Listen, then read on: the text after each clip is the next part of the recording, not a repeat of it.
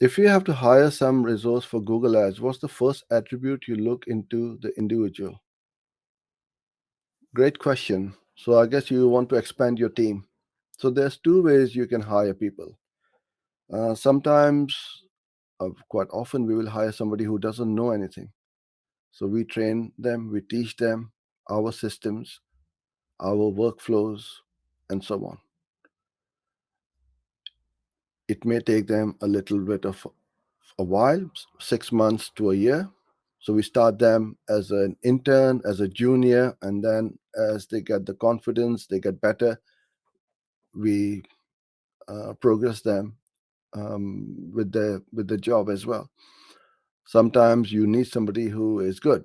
So what you want to do is in the interview process, just don't look at the CV and see what they've done in the past, which companies they've worked in, and so on. Do a live audit like this. Open up your screen, one of the accounts, and says, okay, tell me how you would look at this account. How are you going to audit this? And potentially what are the leakages and the wastage in this account, and how you're going to stop it to make it more profitable. Because when you are talking to somebody face to face, there's no hiding place, right? A lot of marketeers shy away from going live like this because they don't know what is going to be thrown at them. I don't know what questions are going to pop up, and I do bring them up on the screen. I'm not saying I know everything. Sometimes I don't know. So I'll be honest enough and I said, look, I don't know this, or I'm not the best person to ask this question.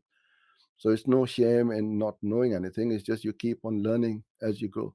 So I think if that is your question, then that's how I would do it. But if you're looking at some resource for hiring, then you need to have your hiring SOPs in place. And that we can talk about in one of the other sessions if enough people need it to know how to hire people.